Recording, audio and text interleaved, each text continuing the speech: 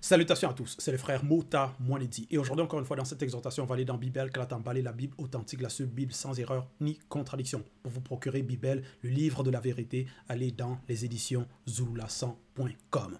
Ici, on va aller dans le livre de Munanganda, qui est connu sous le nom de Jacques dans les Bibles classiques. Munanganda, qui était l'un des initiés élus de l'Oba, de Jokisabe et du deuxième. Donc, appel à la conscience connue au chapitre 3, à partir du verset 1 jusqu'au verset 18. Donc ici, Munangada parle de la parole et aussi de la sagesse qui vient du grand ordre des choses. Au verset 1, il est écrit « Ne soyez pas nombreux à vouloir devenir des enseignants, car, virgule, vous le savez, virgule, mes frères et sœurs, virgule, celui qui enseigne doit toujours être sous l'inspiration du maudit, point. Dans le cas contraire, virgule, il sera châtié plus sévèrement. Point. Donc ici, Munanganda qui est bien sûr inspiré par le maudit, qui est assisté par le maudit Moussangui, donc le Saint-Esprit, il donne une recommandation, un conseil. Ne soyez pas nombreux à vouloir devenir des enseignants. On sait qu'à notre époque, il n'y a qu'un seul enseignant. Dans le visible, on voit il y a plusieurs églises, plusieurs faux pasteurs, donc plusieurs qui vont s'auto-proclamer enseignants, qui vont avoir, se donner des ministères. Ils vont prêcher, mais ils vont pas être sous l'inspiration du maudit. Ils vont prêcher de tout et de n'importe quoi. Et on voit le désordre que cela engendre. Donc, ici, il s'adresse aux frères et sœurs, donc à son époque. Donc, il a donné le conseil.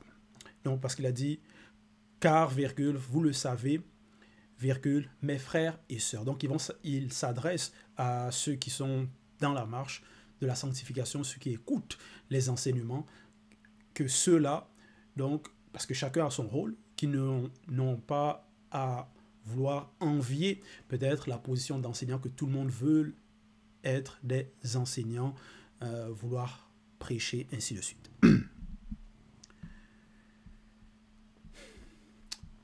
Et il dit, celui qui enseigne doit toujours, donc toujours, constamment, en tout temps, être sous l'inspiration du maudit. Dans le cas contraire, donc si ce n'est pas le cas, si celui qui veut enseigner ou celui qui enseigne, il n'est pas sous l'inspiration du maudit, donc c'est pas le maudit, donc c'est l'esprit qui l'assiste, qui l'inspire, il sera châtié plus sévèrement.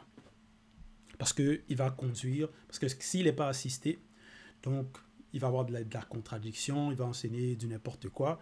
En cela, il va conduire les personnes dans l'erreur. Et en cela, il sera châtié plus sévèrement, parce qu'il aura aussi causé d'autres à avoir mais à ne pas suivre la voie droite, c'est-à-dire la voie de la vérité. Donc il va égarer les personnes.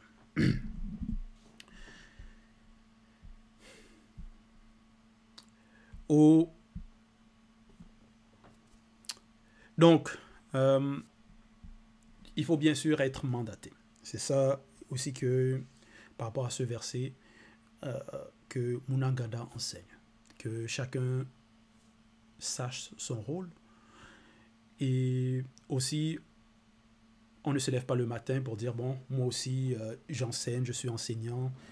On ne s'autoproclame pas. Donc, il y a un protocole.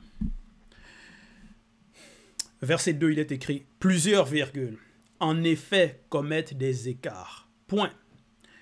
Donc, c'est une constatation qu'il donne ici. Que plusieurs commettent des écarts. Si quelqu'un ne commet pas d'écart quand il parle, virgule, c'est un homme parfait, virgule, capable de maîtriser son corps tout entier. Point. Donc, au verset 2, il dit que plusieurs, en effet, commettent des écarts. Plusieurs vont se contredire. Plusieurs, quand ils vont parler, il va y avoir donc des anomalies. Mais il dit si quelqu'un ne commet pas d'écart, donc ça c'est aussi par rapport au discernement. Comment savoir reconnaître aussi si quelqu'un sait se maîtriser. C'est par rapport aussi à ce que la personne va dire, si ses propos c'est selon la vérité, selon la droiture, selon la justice. Verset 3. Si nous mettons un frein dans la bouche des chevaux pour qu'ils nous obéissent, virgule, nous dirigeons aussi leur corps tout entier. Point. Verset 4. Voici, virgule, même les navires, virgule, qui sont si grands et que poussent les vents impétueux, virgule, sont dirigés par un très petit gouvernail, virgule, au gré du pilote. Point. Donc ici, il prend un exemple par rapport aux navires qui sont dirigés, donc des grands navires, aussi qui sont poussés par le vent, mais qui sont dirigés par un très petit gouvernail au gré du pilote. Et il a aussi pris par rapport à l'exemple par rapport aux chevaux. Donc, que si on met le frein dans la bouche des chevaux pour qu'ils obéissent. Parce que avec ce frein dans la bouche, ils vont être dirigés. Donc, tout leur corps. Donc, ces exemples-là, c'est aussi pour nous amener à comprendre par rapport à la parole qui sort de l'homme, qui sort de la bouche. En cela, au verset 5, il dit, « Il en va de même pour la parole qui sort de l'homme. » 2 points. Elle est insignifiante si elle n'est pas inspirée par le mundi, virgule, mais l'homme se vante par elle de grandes choses. Point. Ne suffit-il pas d'un petit feu pour incendier une vaste forêt? Point d'interrogation. Donc, il faut savoir diriger, bien sûr, maîtriser, contrôler son corps. En cela, il faut savoir contrôler ce qu'on dit, sa parole, les propos qu'on sort de notre bouche.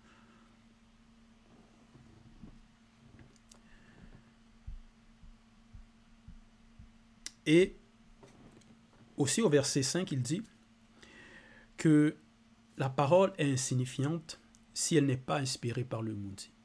Donc en cela, on n'a pas aussi accordé de l'importance aux propos mensongers que ceux qui ne sont pas dans le verbe vont prononcer. On n'a pas à prêter attention à cela. Parce qu'il y en a comme ça qui vont se vanter de grandes choses par la parole, parfois se vanter des choses qu'ils n'ont même pas, peut-être de leur richesse et d'autres choses aussi. Ils vont peut-être dire, bon, ils ont la connaissance, ou certains vont dire que non, ils ont la révélation. Ce sont des enseignants, des pasteurs, Dieu m'a dit, le Saint-Esprit m'a mis à cœur. Donc voilà, ça va être des personnes fausses dans l'égarement qui vont égarer les autres. Donc par la parole, ils vont essayer de se vanter par rapport à leur position ou à leur capacité mentale, intellectuelle ou spirituelle. Verset 5, il dit aussi, « Ne suffit-il pas d'un petit feu pour incendier une vaste forêt ?» Point d'interrogation. Un petit feu pour incendier une vaste forêt. Dans le visible, par exemple, par rapport à ceux qui font la politique, par rapport à leurs paroles, comment ils vont s'exprimer, ils peuvent, bien sûr, égarer les personnes, mentir et pousser des personnes à commettre certains actes aussi, soit peut-être à voter pour eux, voter pour des lois contre nature, ainsi de suite. Et par la parole aussi, ils peuvent amener certains à se rebeller ou à causer du trouble, peut-être dans une région, dans un territoire. Donc ça peut représenter ce petit feu-là qui peut incendier une vaste forêt. Donc la source, c'est par rapport à la parole qui va sortir de l'homme, qui va avoir des dégâts, des répercussions, aussi par rapport au visible. Verset 6, il est écrit, « Eh bien, virgule, la parole est pareille, la parole est pareille à un feu, point. Elle est issue de la manifestation de la pensée de l'homme et elle le souille tout entier, point. L'âme, par la parole, met le tourment dans toute votre vie, virgule, de la naissance jusqu'à la mort. Point d'exclamation. Ce tourment vient du lieu de tourment de votre pensée issue de votre âme. Point. Donc, ici, au verset 6, Munaganda, l'initié élu, donc, compare la parole à un feu. Et donne aussi par rapport à l'origine, d'où est-ce que cette parole-là, d'où est-ce que ça sort? Elle est issue, donc d'où est-ce qu'elle est issue? Elle est issue de la manifestation de la pensée de l'homme et elle le souille tout entier. Parce que la parole, ça, si ce n'est pas selon le vers, si ce n'est pas selon la vérité, donc ça a de l'impact, ça a des dégâts, des répercussions. Donc ça souille. Et comme au verset 5, il a dit, ne suffit-il pas d'un petit feu pour incendier une vaste forêt? Donc, par cette parole, ça a aussi des répercussions sur donc, la vie de la personne. Et au verset 6, il explique que cette parole-là peut mettre du tourment dans la vie de la personne. Un exemple, par exemple, si dans certaines circonstances, ça peut être au travail, avec les collègues, ça peut être peut-être dans des réunions, et ainsi de suite. Tu ne maîtrises pas ta parole, tu n'arrives pas à te contrôler, à savoir te diriger, et tu prononces des paroles peut-être grossières ou autres, contradictoires. Donc, peut-être tu ne réfléchis pas avant de parler, avant de prononcer des propos. Plus tard, tu peux avoir du regret par rapport à cela. Ça peut te troubler par rapport à ce que tu as dit, ton comportement. Donc voilà, au verset 6, il dit, ce tourment vient du lieu de tourment de votre pensée issue de votre âme. Et il dit aussi donc, l'âme par la parole met le tourment dans toute votre vie, virgule, de la naissance jusqu'à la mort. De la naissance jusqu'à la mort. Donc, si on est en mesure de contrôler par rapport aux pensées, parce que c'est là la source. Parce qu'avant que ça sorte, c'est déjà par rapport à... ça vient de l'intérieur. Donc, ça vient par rapport à la pensée qui est issue de l'âme. Donc, si on maîtrise les pensées, on sera aussi en mesure de maîtriser, se contrôler par rapport à la parole. Et en cela, ça aura des répercussions, mais cette fois-ci, positives dans notre existence, si on est en mesure de se contrôler, se maîtriser, ne pas commettre des écarts. Donc, être... Parce qu'au verset 2, il dit, si quelqu'un ne commet pas d'écart quand il parle, virgule, c'est un homme parfait, capable de se maîtriser, capable de maîtriser son corps tout entier.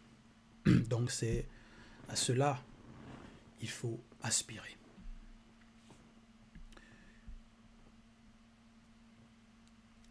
Verset 7, il est écrit, toutes les espèces de bêtes, virgule, d'oiseaux, virgule, de reptiles et d'animaux marins peuvent être domptés et ont été domptés par moto, virgule, y compris Sangwa, Gungwangwando, Béhémonte et Ikokuta Gungwangwando, dragon, grand dragon, Léviathan.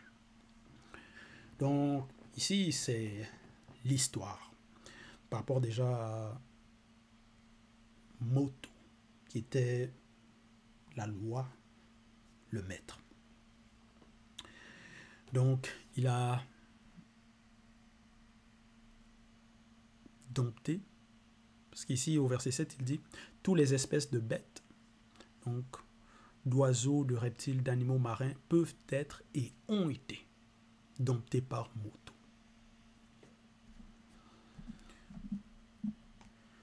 Parce que Moto, déjà par rapport à son esprit, c'est une entité du grand ordre des choses qui s'est débrouillé dans le plan visible, qui est venu donc dans le plan visible. Donc en cela, il est supérieur aux animaux qui ont eu, eux, leur naissance, c'est-à-dire par rapport à leur arrivée dans le plan visible. Mais Moto vient du grand ordre des choses. En cela, il a le pouvoir dans leurs trois êtres.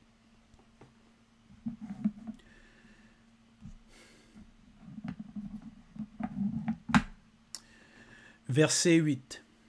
Mais la parole de l'homme livrée à lui-même ne peut le sauver du châtiment divin. Point d'exclamation. Elle est contradictoire et remplie d'anomalies. Virgule. Et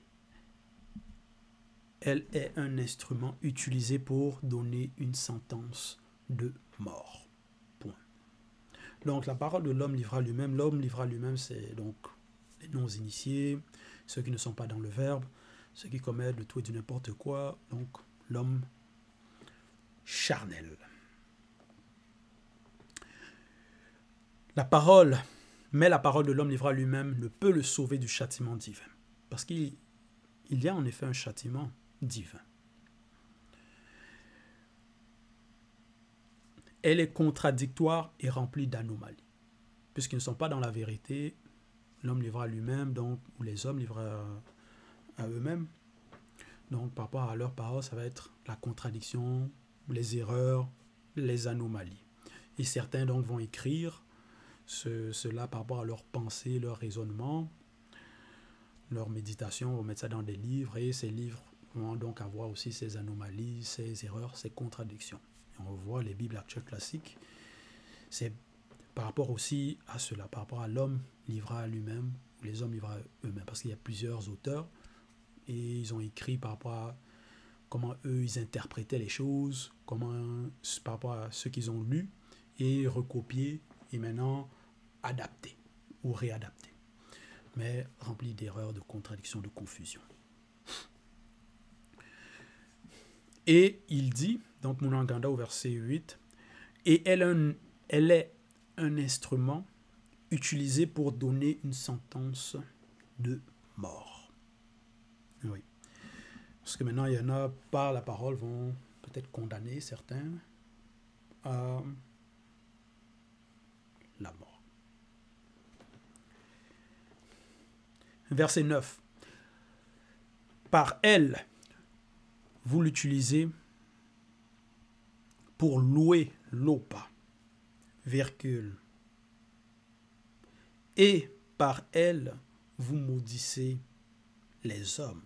Point. Donc, il fait un constat. Par rapport à, maintenant, des personnes qui vont louer l'Oba par la parole. Donc, louer le seul et l'unique créateur. Mais avec la même parole, par la même parole, ça va être non pas pour glorifier l'Oba, non pas pour des paroles de justice, de droiture selon le verbe, peut-être de sagesse, de conseil. Non, ça va être pour maudire les hommes. Verset 10. De la même bouche sortent la bénédiction et la malédiction selon le visible. Point. Il ne faut pas, virgule, mes frères et sœurs, qu'il en soit ainsi. Point. Verset 11. La source sacrée fait-elle jaillir par la même ouverture l'eau douce et l'eau amère? Point d'interrogation. Verset 12. Un manguier, virgule. Mes frères et sœurs, virgule. Peut-il produire naturellement des avocats? Point d'interrogation. La source sacrée doit seulement produire de l'eau douce. Point. Donc ici, il pose certaines questions pour amener à une méditation, à la méditation, à une introspection. Donc, c'est un appel à la conscience connue. Et il dit donc au verset 11, « La source sacrée fait-elle jaillir par la même ouverture de l'eau douce et l'eau amère. » Donc maintenant, il va comparer par rapport à la parole qui va sortir de la bouche à maintenant de l'eau. Et il faut que cette eau-là soit de l'eau douce, donc de l'eau pure, et non de l'eau amère.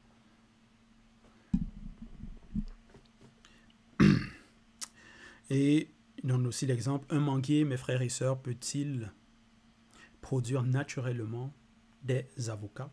La source sacrée doit seulement produire de l'eau douce. Donc, par nos paroles, ça doit être seulement des paroles selon la vérité, selon le Verbe.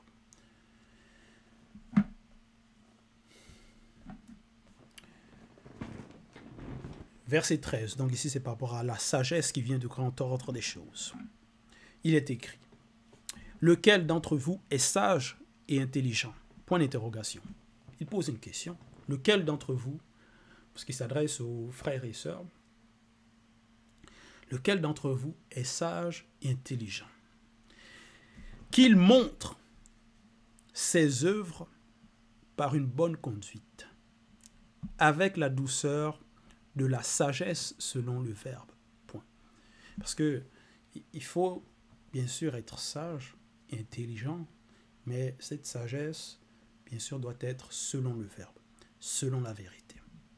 Et comment on reconnaît donc cette sagesse qui est selon la vérité, qui est selon le Verbe? D'Alée 1,37. Donc, connu sous le nom de Pierre, 1,37, il est écrit « Ayez une bonne conduite parmi les non-initiés, les blancs et les sans-mêlés. » Point. Donc, en ayant une bonne conduite, donc les bonnes œuvres, par là, on reconnaît qui est sage et intelligent, selon le Verbe. C'est pour ça, au verset 13, donc dans Munanganda 3, il dit « Lequel d'entre vous est sage et intelligent, qu'il montre ses œuvres, donc il faut avoir les œuvres, par une bonne conduite, avec la douceur de la sagesse selon le Verbe. » Verset 14. « Mais, si vous avez dans votre cœur un zèle amer et un esprit de dispute, ne vous glorifiez pas et ne mentez pas contre la vérité. » Point. Parce qu'il a posé une question au verset 13. Lequel d'entre vous est sage et intelligent? Donc celui qui va se dire, bon, oui, moi je suis sage, moi je suis intelligent. Mais à l'intérieur, cette personne a un zèle amer. Donc, par rapport à... Mais si vous avez dans votre cœur un zèle amer et un esprit de dispute, donc quelqu'un qui va aimer les disputes, les divisions, les querelles, ainsi de suite, il ne faut pas que cette personne se glorifie que non, elle est sage ou intelligente. Et il ne faut pas que cette personne mente, parce qu'en se proclamant sage et intelligent, c'est le mensonge. C'est pour ça au verset 15, Munanganda dit « Cette sagesse n'est point celle qui vient du grand ordre des choses, point virgule, mais elle est du visible, virgule, charnel, occulte. » Point. Donc, ce n'est pas la sagesse ou l'intelligence selon le Verbe, mais c'est occulte. Par rapport au visible, c'est charnel. Parce qu'il y en a plein comme ça dans le monde qui vont se proclamer, s'auto-proclamer intelligents, vont dire non, ils sont sages, ils ont la connaissance ou la révélation, ils ont percé certains mystères, mais par rapport à ce qui sort de leur bouche, ça va être la contradiction, les erreurs, pousser certaines personnes à se disputer, les querelles, les divisions. Donc ça va être la haine qui va animer ces personnes. Verset 16. Car là où il y a un zèle amer, virgule, il y a aussi un démon de confusion et de dispute, virgule, de là, virgule, viennent les démons du désordre qui finissent par générer toutes sortes d'actions mauvaises. Point. Donc ici, Munagada, il a pénétré par rapport à la source de ces personnes-là qui vont se dire sages ou intelligents.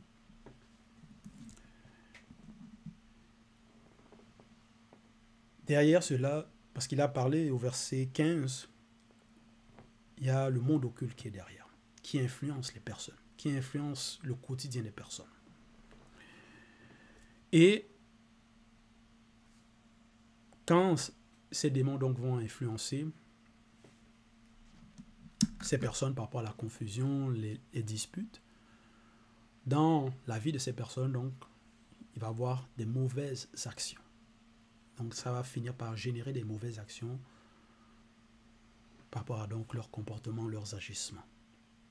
Et en cela, on est en mesure de distinguer, de discerner que non, celui-là, il est dans le faux. Celui-là, sa sagesse, c'est par rapport à le monde occulte. Donc c'est quelque chose d'occulte. Quelque chose de par rapport à l'homme charnel. Ça ne vient pas du grand ordre des choses. Donc c'est par les œuvres. Parce que ce n'est pas seulement la foi, mais c'est la foi et les œuvres. Donc, bien sûr, il faut avoir un bon zèle, selon le verbe.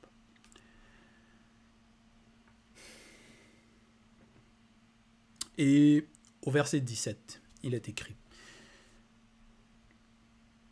Parce qu'au verset 16, 15, il a parlé aussi par rapport à comment reconnaître donc cette sagesse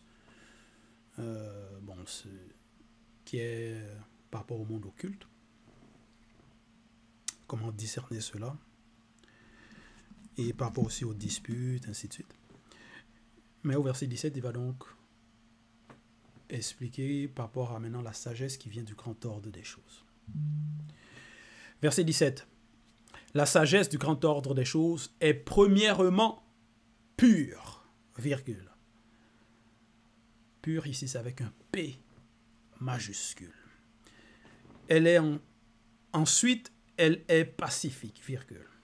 Douce et raisonnable, point virgule. Donc il y a la pureté, pacifique, la douceur et raisonnable.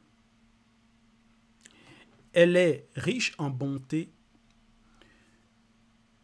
et en action bonne. Point. Elle est sans parti pris et sans hypocrisie. Point. Donc voilà. Voilà les caractéristiques par rapport à la sagesse qui vient du grand ordre des choses. Verset 18. Le fruit de la justice est semé dans la paix par ceux connus qui recherchent la paix selon le verbe. Point. Donc, voilà, c'était l'exhortation. Toute gloire et tout honneur à l'Oba, le seul et l'unique Créateur.